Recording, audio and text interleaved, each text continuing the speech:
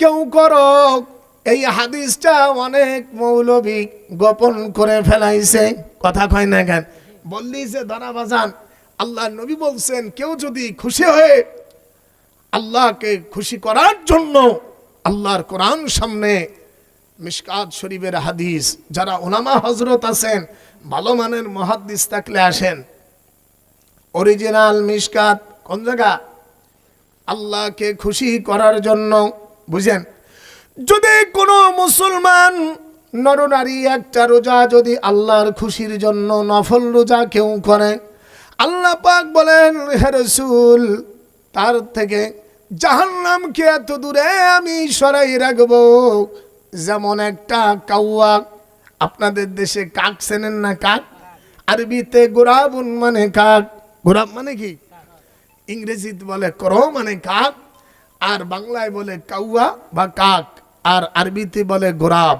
বুঝতে পারছেন? তো দেখবেন অনেক সময় মা বোনেরা রান্না করলে, আমি ছোটবেলায় দেখেছি যে আমার নানি রান্না করতো, ওই ঘরের ডোয়া ওই পাশে আসি পড়তো, আর কাউয়া ওই তারের উপর দাঁড়ায় কয় কাকা, কয়ে তুই কারে খাতে আইসিস কাউয়া, শিগগির দূর হ। কথা বলেন না কেন? একটা ঢিল মারে, হাই যা। এই কাক, পৃথিবীতে কাকের বেশি হায়াত আল্লাহ পাখির জগতে দিয়েছেন।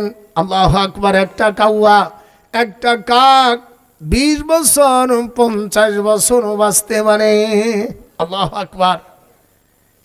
ভাইরা আমার, লক্ষ্য করে শোনেন, একটা কাক দুনিয়ায় জন্ম নেওয়ার পর 20 বছরও যদি বাঁচে, কত কিলোমিটার ওড়ে? আপনি এই কৃষকগঞ্জ যদি এই কালীপুর থেকে আপনি যদি কিবলামুখী ছেড়ে দেন, এ কাউয়া কাক তুমি চলে যাও, 20 বছর উঠতে উঠতে কোথায় যাবে হুশ আছে? কয় হাজার কিলোমিটার, মানে কোনো হিসেব নিকেশ নাই। আল্লাহ পাক বলছেন, হাবিব আমাকে খুশি করার জন্য যদি কোনো আমার বান্দা বান্দি একটা নফল রোজা করলো, আল্লাহ বলেন আমি আল্লাহ আমার ওই বান্দা বান্দির থেকে জাহান্নাম এত দূরে সরাই রাখবো।